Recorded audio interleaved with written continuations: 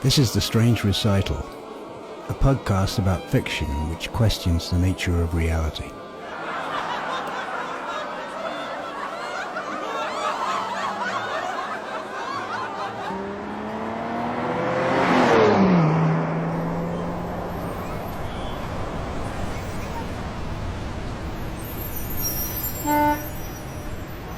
I stand in white tennis shoes as fresh sacrifice outside double-glass doors.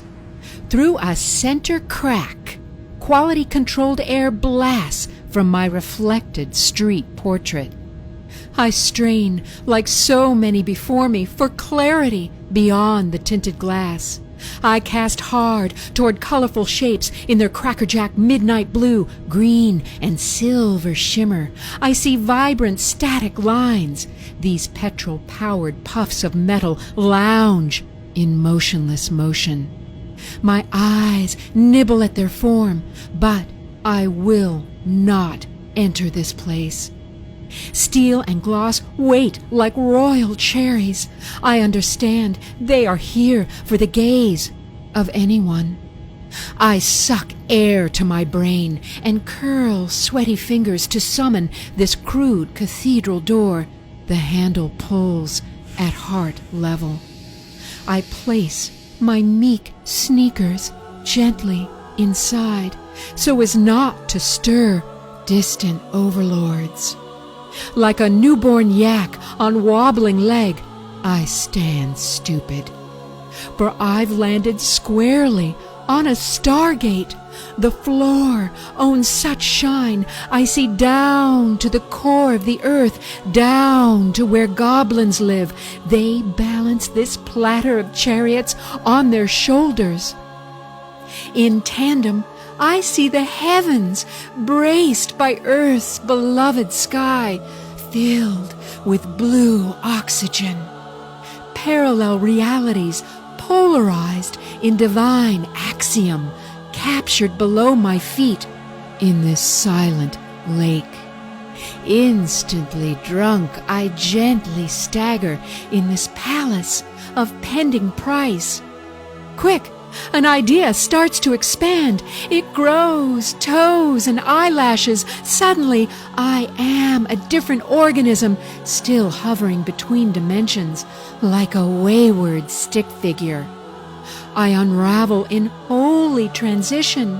The cells of my body cook a new beast. My five-sense reality shatters. The entire movie of my life flashes with simple lines and vague dashes, now almost erased by a bright new future. I smell dark rubber, chewy and black, rich and simple, like a babe born in mother's mucus. I will not kick its rind like so many boots do. This sideways licorice halo will hurtle this bulk of glamour down a dotted lane, and its mass weighs only a single stone when liberated to its right glory. I kneel my weak, pantsuited knees on the buffed salver beneath me. Suddenly, like Heathcliff darting through the moors, I see lamb-chopped sideburns. I've been spotted. Before having learned my Christian name, he lunges to embrace my essence in his tartan plaid aura. His white loafers swing alabaster tassels as he lapses to an easy trot toward me, the one in sweet chrysalis. I am the gelatinous one of half-baked opinion. I know he loves me exactly as I am now. I, the singing harp with weak gurgle of song, now face to face with this calculating lord who lay coiled in his cubicle just moments before. I look longingly at a small machine in the corner, spitting throwaway goblets of hazelnut coffee. With only 2 parts of a greased second to compute a result for the whole of humanity, I remain in squat by my metal cousin, barely upright, no umbilical to any sense of that which is real. With his muse perched on his shoulder, the overlord babbles a liturgy. "Enough!" I burst out. Into his drugstore readers I say, "Yes, okay, unless you give me reason to disembark this magic, run amok, steedless, with torn purse, my ether split from nerves. Unless you give me reason, yes, I will. For this year of 2016, I promise I shall, as I squeeze square meaning from this wicked and beautiful day, with deep promise to fellow travelers reliant on liquefied pterodactyl who nurse addiction of hand-stitched, real simulated factory vinyl leather tangled heartlessly in the reverie of rust protection and dual airbags. As a homage to my bicycle, yes, I will. In fact, I will lease and not buy.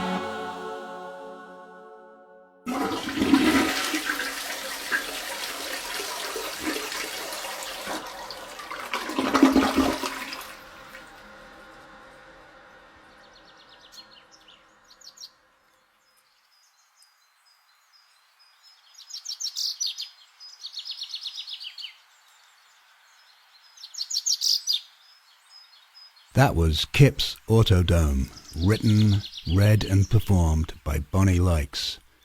And I think, just maybe, Bonnie likes driving to this.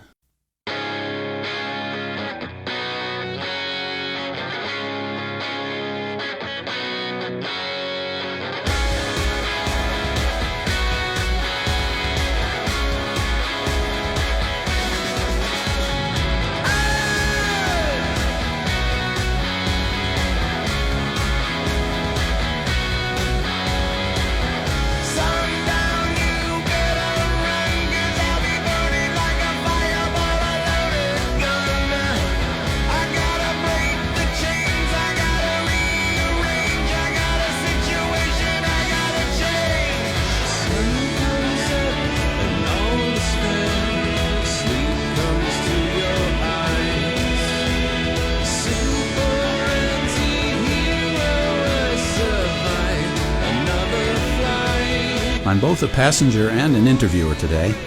I'm talking with the story's author, Bonnie Lykes, as she drives me around the streets of Synecdoche, New York in her new Subaru. So Bonnie, thanks for agreeing to do this today. Oh, my pleasure. I love to drive. Oops, sorry. Would you mind turning off the radio first so we can get a better recording? No problem. Okay, tell me, this is a new car. Did you lease or buy? And why? Oh, I definitely leased because A, lower monthly payments with a low down payment, and number 2, you can drive a much nicer car for less money, and C, lower repair costs because... But what about the fact that at the end of the lease you don't own the car? You've just rented it. Oh, well, yeah, I guess. Really? Okay. Now we're going to reveal the truth. That was not really Bonnie speaking. Or was it? Bonnie, what is the relationship between the so-called real you and the characters you portray?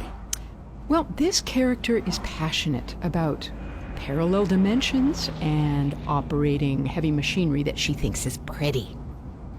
Okay. Now, I know some of your poetry has been traditionally published as text, but as a performance artist, are you always writing with the end goal of performing the work? And how's that different from other writing? Oh, hold on a second. Let me make this turn. Okay. So, having my stuff on only a two-dimensional surface is sometimes a necessary evil. And I must confess, performance is the best way for any of us to feel alive in this 3D container of ever-shifting molecules without the use of any outside substances. Okay, let's go a little deeper now. So, Kip's Autodome. The mundane becomes bizarrely mystical. A car dealership as a sacred temple of consumerism. Salesman as dark priest with sexual overtones. Customer as gullible worshiper and, in the end, victim. Am I getting this right? Can you say more? Gosh, I don't think she's a victim. She's just in what I call a self-marketing world that just sounds like torture for a second. You know, all of us are when we buy a vehicle. And didn't you know, Brent, that car salesmen are actually alien gods that arrive here through an underground tunnel beneath all Men's Warehouse locations? You've really got to learn to love and accept them. Okay.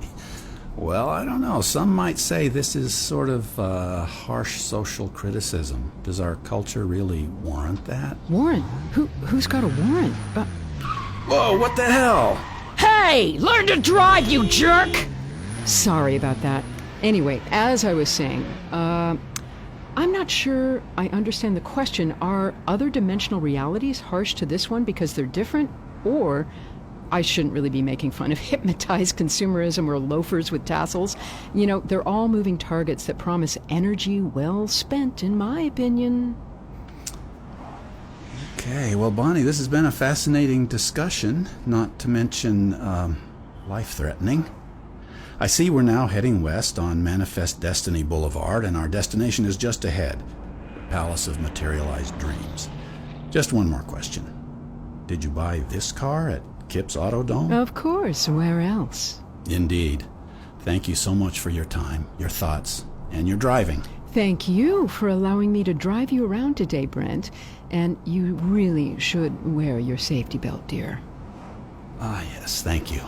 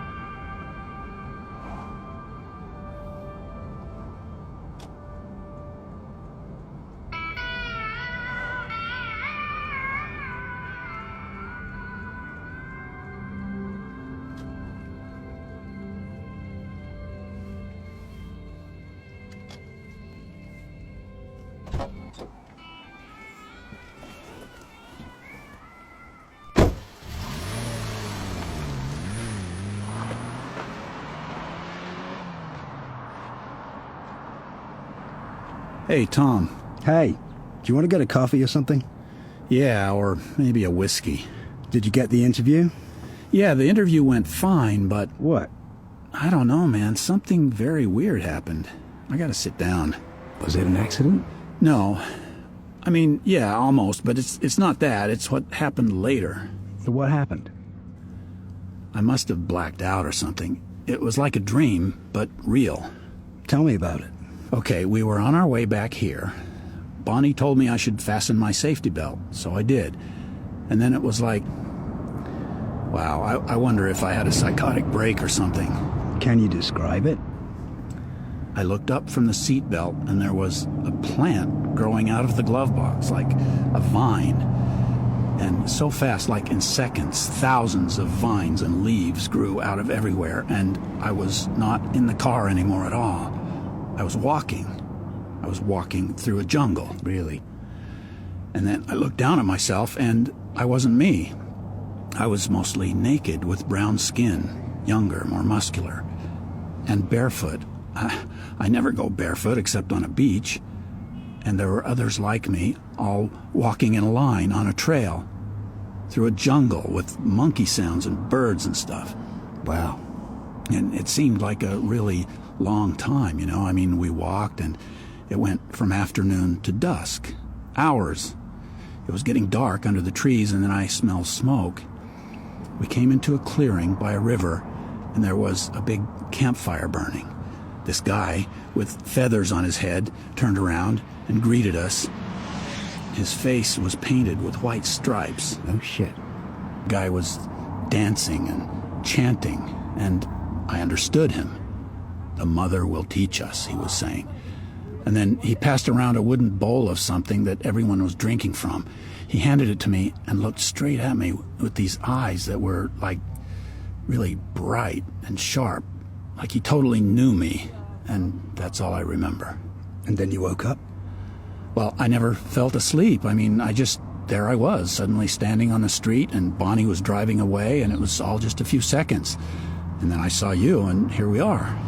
I think you're right. You're losing your mind.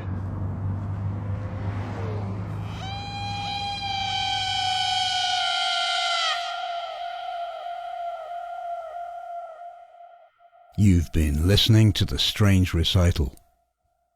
To read this episode as text, go to thestrangerecital.com. The music on this episode, in order of appearance, was The Angels Weep by Audionautics, Super Antihero by Satellite Paradiso, and They Have Gone by Puck. And I'd like to thank these artists for giving us their permission to use their music. It's a wretched life being a musician these days, and they need all the thanks they can get. Money helps too. Thrive they must. This is episode 16121, and thanks for listening.